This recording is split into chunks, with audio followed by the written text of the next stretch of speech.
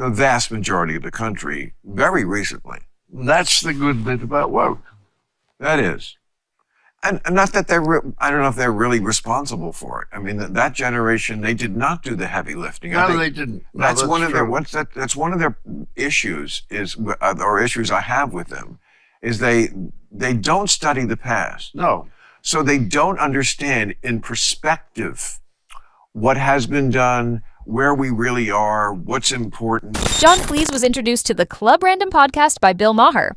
John Cleese has a fairly woke perspective. However, I am aware that he isn't really a woke person. And Bill Maher isn't putting up with any of this woke nonsense these days. Whether or not you yourself are an awakened person is irrelevant.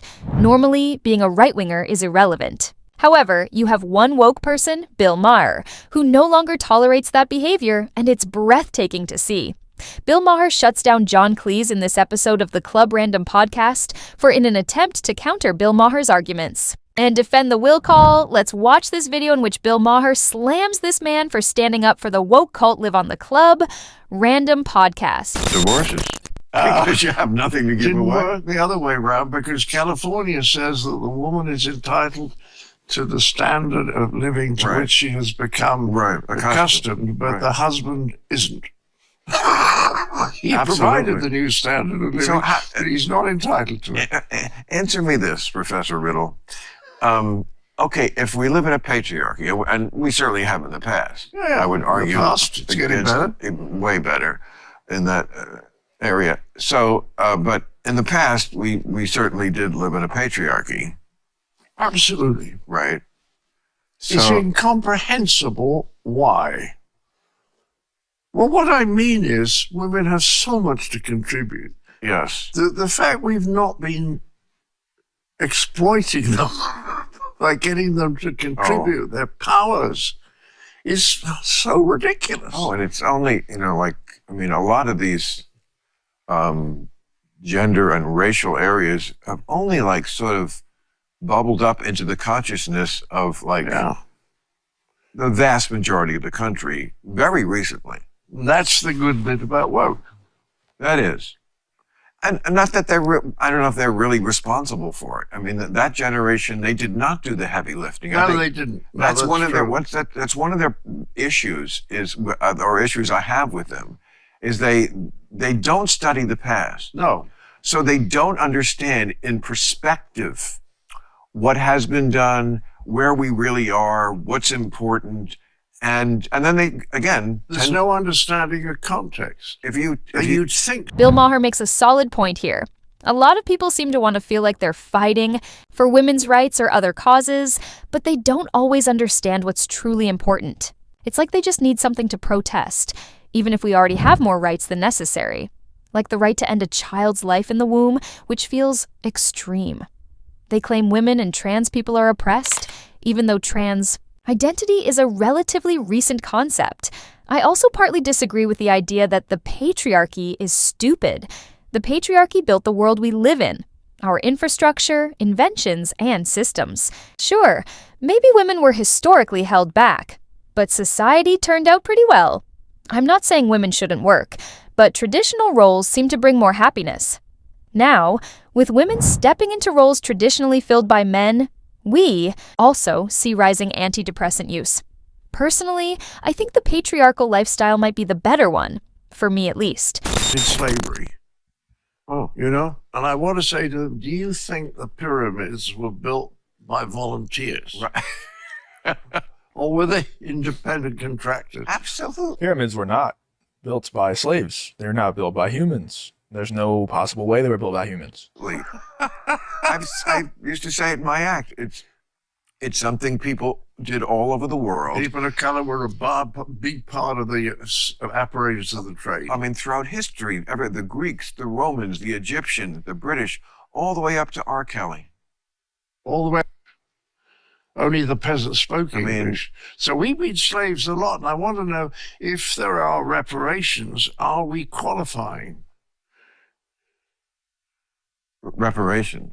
For being slaves. Oh, it's a knotty issue because there's so many, some people say, well, what about black people here who are not African Americans. Right.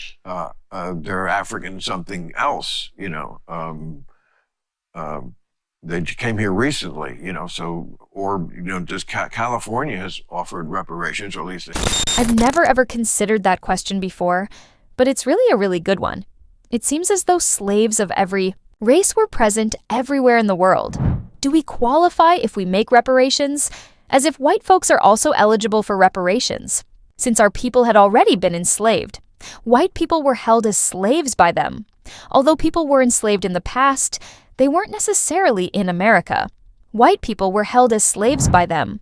Although they were previously enslaved, they were not always enslaved in America. So, are we eligible for compensation? What a wonderful question. That never even occurred to me. And now I'm aware that the argument would collapse because those who were, Dr. Umar and these kinds of reparations advocates would simply respond, yeah, but we exist in America and they weren't enslaved here. It's a fine reply for a low IQ moron who is fighting for reparations, but that would probably just fall apart. Suggested in the legislature, I believe, and people have pointed out, well, California had no slaves. Yeah, I know. The whole thing so there's a lot of hugely complicated. Yeah, it's there are people who would say it is wrong just that we're talking about it because Yes. which is a really dangerous type of censorship. Yeah, but it's totalitarianism. You mustn't mention this because you'll be in trouble. Well, it's a way to shut people up by saying, no, you're not qualified to speak on it. Yes, that's right. As if two white people can't speak about, Because we don't have any lived experience. We're blind. We're just, but I will freely admit, yes, we are blinder. Yes. But that doesn't mean we're completely blind. And also, there's two ways you can not see something accurately. One is to be too far from it, which, yes, we are. Another way is to be too close. Good. And then, so there's you can see nothing else. Then you can see nothing else. Yeah. So Somerset Maugham once said that in order to know your own country, you have to live in another one. And you sure know that, huh? Oh, yeah. Well, I've been coming here since '64, and I break that. Bill Maher made a powerful point. A large portion of Americans, especially those on the political left, seem to despise their own country. Many of them don't just criticize certain policies, they fundamentally dislike America itself. You see it in the way they jump at any opportunity to protest, whether it's BLM, climate marches, or more recently, pro-Palestine demonstrations. But let's be honest, most of these protesters don't deeply care about Palestine or the Middle East. They just see an opportunity to oppose America by attacking its ally, Israel. Ironically, I lean more toward the Palestinian side in that conflict, but I can still see that the real motivation for many demonstrators is anti-American sentiment. What makes it worse is that most of these people have never even left the U.S. They have no idea what life is like in other parts of the world where freedoms are limited or non-existent. Meanwhile, people are literally dying to get into America, crossing dangerous terrain, risking their lives in rivers, facing violence from cartels, or even suffocating in trucks. A friend of mine who worked for Homeland Security told me they'd often find box trucks near the border filled with dead migrants, whole families starved and abandoned. That's how desperate people are to get into a country that many of its own citizens claim to hate. The reality is, these critics lack perspective. They've never seen real oppression, so they invent it here.